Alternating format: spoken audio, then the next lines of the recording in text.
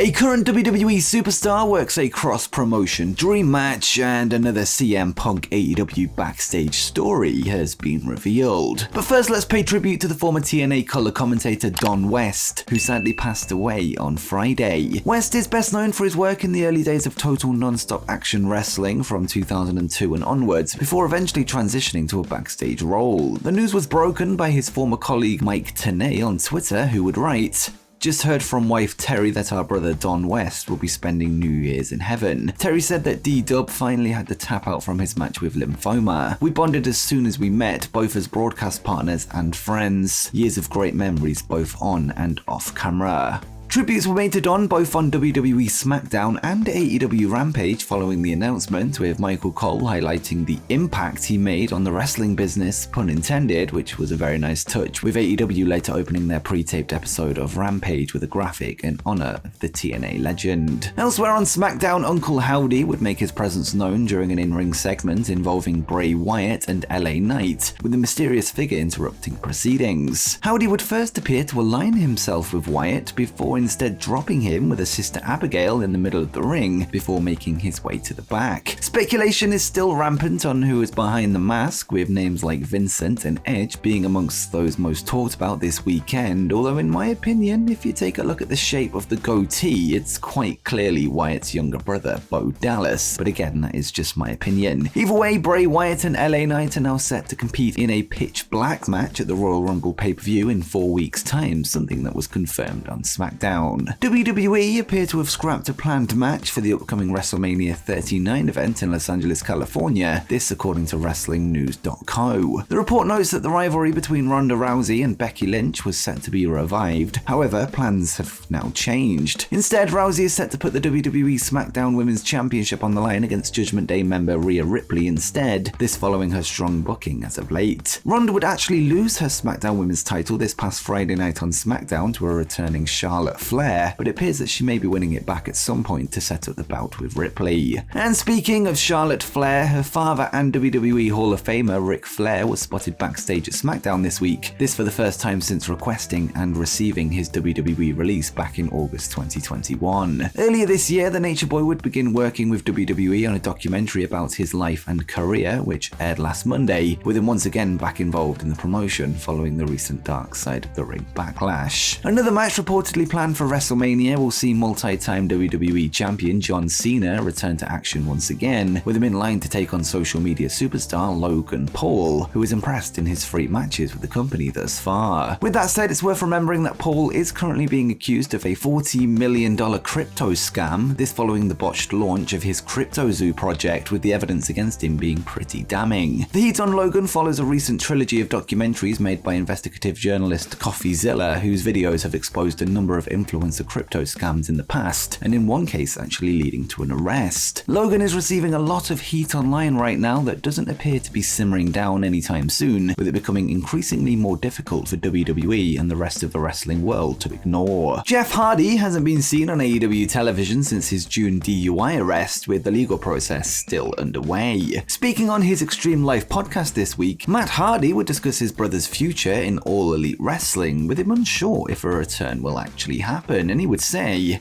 "Hopefully it is something that he is going to make into a positive, and he's going to turn everything around in his life, and he can come back and be better, and we'll see." I don't know. Maybe he comes back, maybe he doesn't, but we were scheduled to do all kinds of things during that summer. Kenny Omega is set to make his New Japan Pro Wrestling return, with him scheduled to take on Will Ospreay for the IWGP United States Championship, this at Wrestle Kingdom. According to Dave Meltzer, Omega wasn't the only member of the Elite set to appear at the Tokyo Dome show, with the original plan being for the Young Bucks to be on the card. No details were given on who their planned opponents were, however it was noted that the Bucks won't be traveling to Japan to be in the Cleaner's Corner this Wednesday. Former WWE Champion AJ Styles was injured last week at a house show in Hershey, Hershey, Pennsylvania, this during a 6-person tag match between the OC and the Judgment Day. Styles has since taken to Twitter to confirm that he suffered from a broken ankle but does not require surgery, although Fightful Select have noted that he will be out for months, meaning he will miss the upcoming Royal Rumble and potentially WrestleMania. Bad news for fans of the Phenomenal One. WWE and AEW are currently in the midst of filming a brand new series of Most Wanted Treasures, which sees WWE legends hunt down significant artifacts and memorabilia from their time in the squared circle. Mick Foley would take to his Foley is Pod podcast recently to reveal that he'll be playing a role in an upcoming episode, but not seeking his own items, but those of his close friend, former WWE Women's Champion Chyna. And Foley would reveal,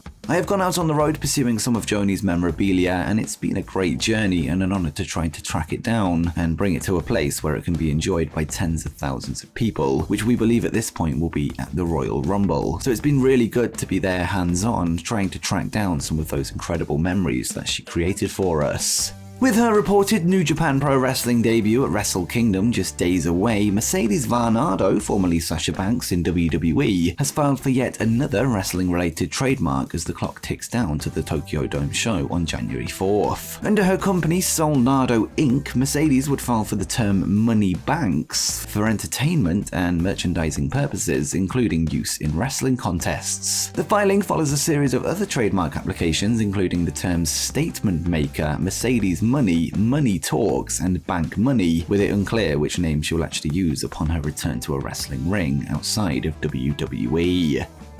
And next up, a current WWE superstar works a cross-promotion dream match. Let's get to some wrestling news from today, as 2023 has opened up with a match between WWE superstar Shinsuke Nakamura and wrestling legend Great Muta, with it taking place on Pro Wrestling Noah's New Year's show. Although still active in WWE, Nakamura was given the permission to work the match with his idol after it was initially turned down by Vince McMahon, who has of course since retired, with the King of Strong Style being given the go-ahead by the new WWE regime. After a match that was described as a miracle to be taking place by the former Royal Rumble winner, the closing sequence would see Nakamura steal the infamous green mist from the mouth of Muta, allowing him to blind his opponents, setting up the Kinshasa for the 1-2-3. Nakamura would then aid Muta up the entranceway as the two showed respect to each other in front of the Nippon Budokan crowd. The loss marks the wrestling legend's final singles match under the Great Muta persona, as his retirement tour edges closer to its end. Reverting back to his human persona of Keiji Muto, he will next appear at New Japan Pro Wrestling's Wrestle Kingdom 17 on January 4th, where he teams with Hiroshi Tanahashi and Shota Umino to take on Tetsuya Naito, Sanada, and Bushi. He will then team with Sting and Darby Allin on January 22nd in his final match as Great Muta, before working his final ever match on February 21st at the Tokyo Dome, both under the Pro Wrestling Noah banner. And before we continue, if you're enjoying the video, why not drop a like down below, as it helps me out a lot. And be sure to subscribe to Wrestle Planet with notifications turned on so you don't miss the latest news from all around the pro wrestling world, and join us on the road to 50,000 subscribers.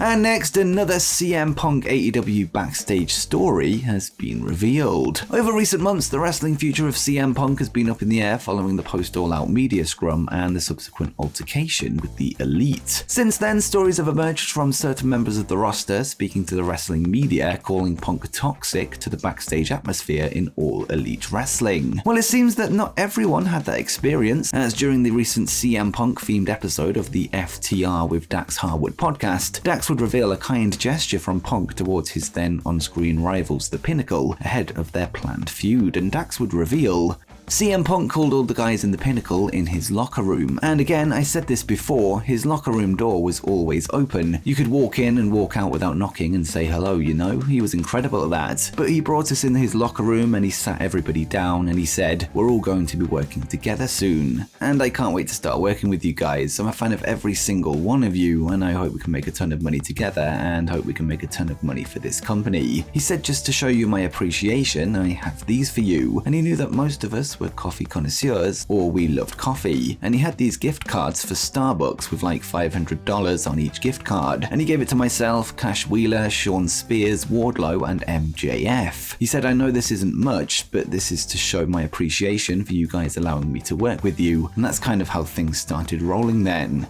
Harwood would also reveal that at one point, Punk would buy a bunch of Starbucks gift cards for the women's locker room as a show of appreciation for their recent work, with him requesting that somebody pass the cards on, whilst keeping the identity of who bought them hidden. As for his future with AEW, he's still out due to injury, and it remains to be seen if a plan has been agreed for his return, although it's worth noting that it takes 4 to 6 months to recover from torn tricep surgery. We are now at the 4-month mark, with the Wrestling Observer recently noting that his recovery is going, quote, really well, meaning we may be close to finding out what's next for the best in the world. As for Dax's revelation, the moral of the story is that there's always 2 sides to every story, and it also pays off to run a Starbucks near CM Punk's house. And before you go, make sure you check out the 10 hottest free agents in wrestling today.